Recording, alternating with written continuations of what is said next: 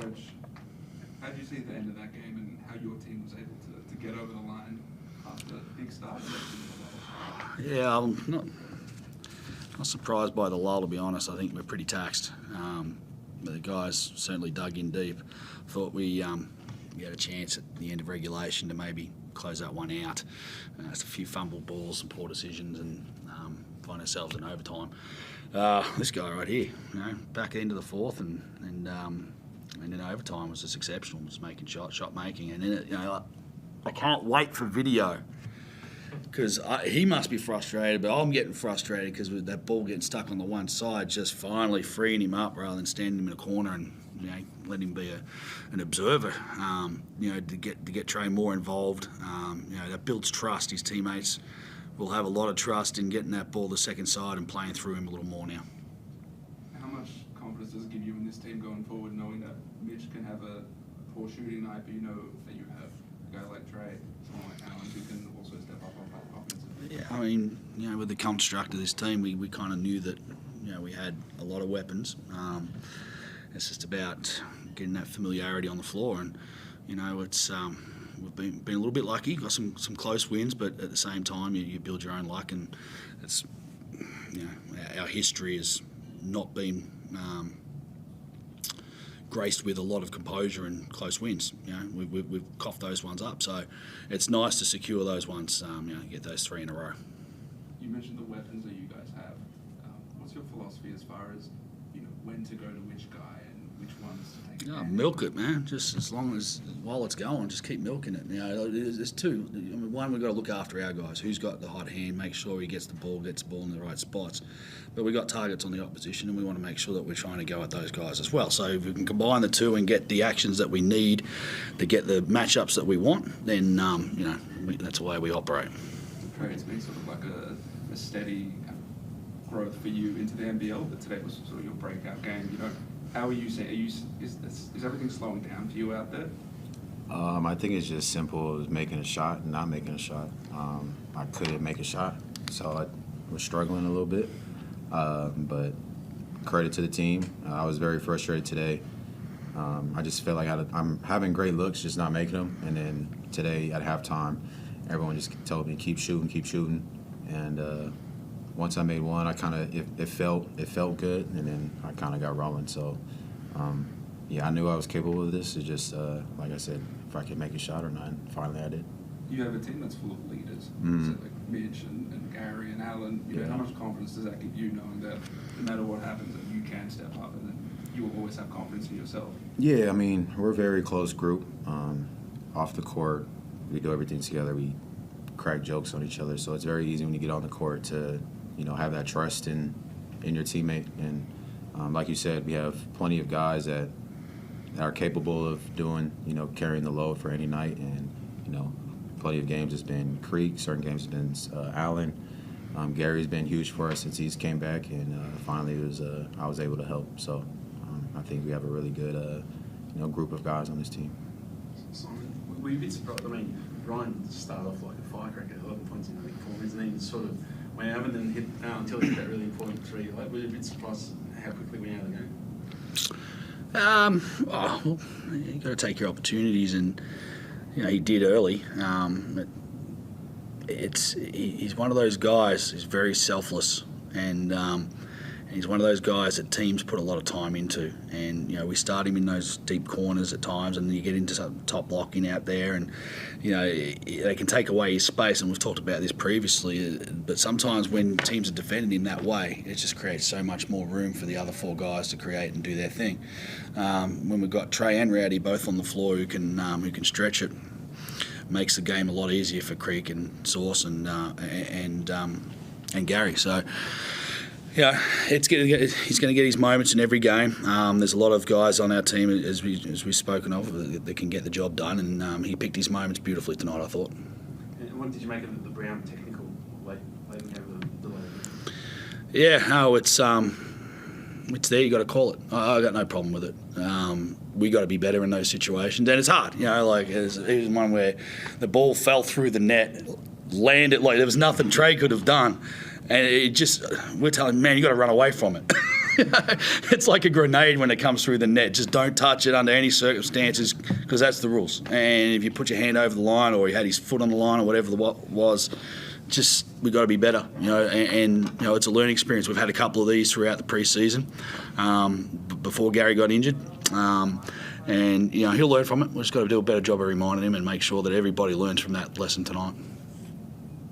You spoke about the depth on this team. There was about 3 minutes to go, I think, in the fourth quarter, and you gave Creaky, and it was only a short breather, but you gave it, and I was just thinking to myself, I don't think that you would have done that in previous years.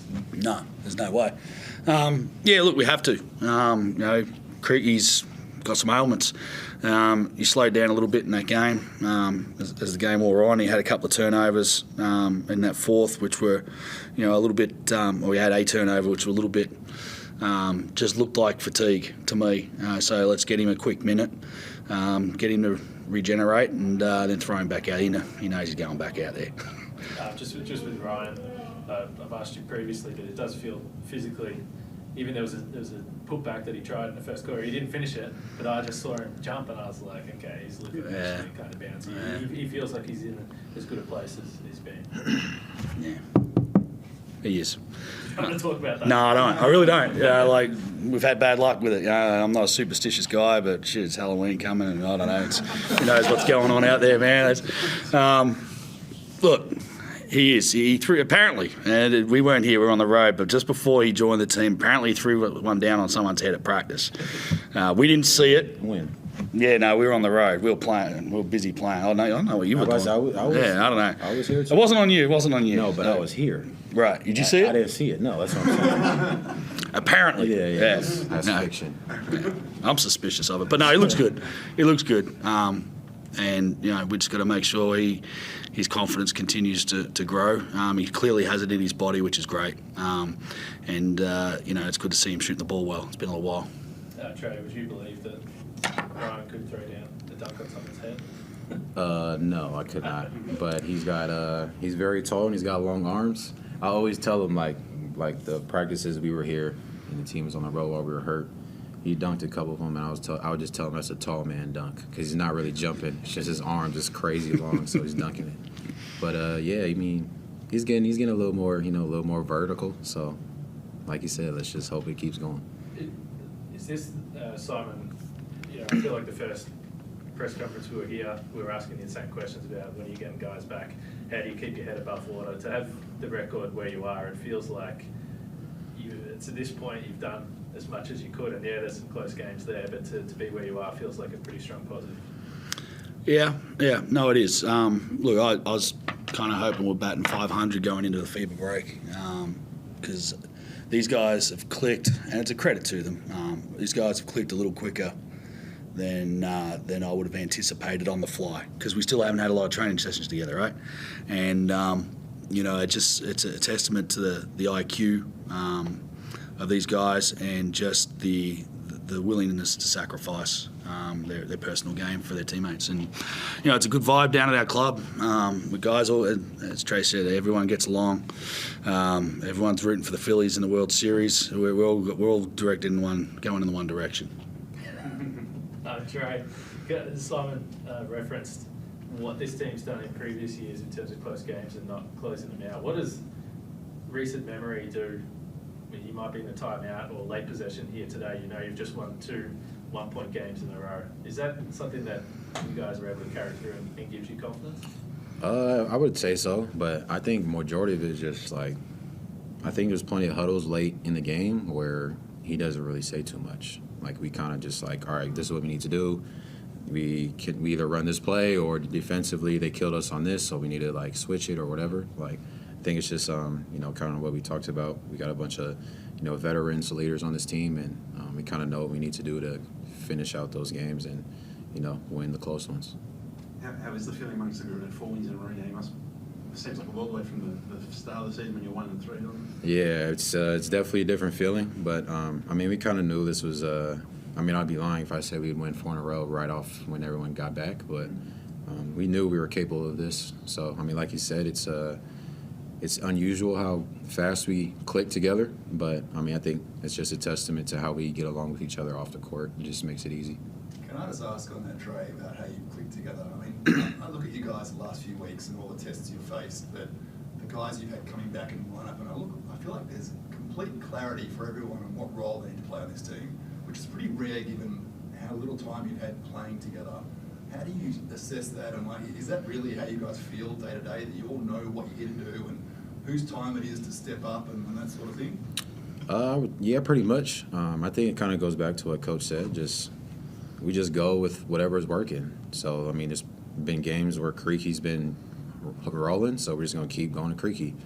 There's been games where Gary's making great decisions out of pick and roll and finding open shooters, so we're just going to keep going with him. Tonight it was my turn. It's just we all have the same objective. We just want to win, and whatever that game, gives us, that's what we're going to do. And Simon, you sat here last weekend and said your season's just started, basically. Mm-hmm. Massive test coming up in round 5. You passed both those tests, so how are you feeling about where this group's at and how much further you guys can keep going?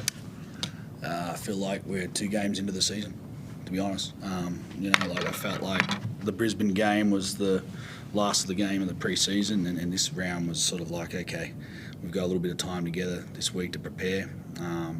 And I feel like, like Joe Cheese, nowhere near the level. He's scratching the surface on what he can do right now. We've got to get his health up and about. So I feel like we've still got something to add there. And we've got to keep some of these kids ready, and make sure that we've got some young guys on this team, and we've got to endeavour to make sure that they know that their name could get called in any minute, and they've got to be ready. So Junior, even Anzac Rossetto is a guy I want to get minutes into. He's been fantastic at practice. I thought last week he had an amazing week on the track. Obviously didn't travel to Perth, but I would have liked to have seen an opportunity to get him minutes. But it's just so deep there, And Dane always ready. I thought he played a magnificent role in the Perth game, and again tonight. I thought you can sit for long periods, but as soon as you call his name, he runs in there and he's getting the job done. So the kids will learn from that, and we've got to make sure that we keep them ready as well. And next weekend you've got the throwdown, his next game against United. I'm not going to read too much into that in terms of the whole crosstown rivalry, but is this a chance for you guys to actually stamp your authority on being the best team in this town, or do you not worry about that at all? No, I just want to get to 6-3, and they're in our way. So we'll prepare as best we can. They've got a bit of a tough schedule this week. Good. We'll be watching them. They've got some guys to add into their lineup. So I'll be watching with interest there. But yeah, look, it means something. It certainly means something to the fans. I think when the game on the night, it means something. I think the lead in, it's just another game. We prepare the same way, and we'll just be thorough with our preparation, make sure we give it the best shot we got. Cool. None from Zoom, so all good. Let's roll. Thank you.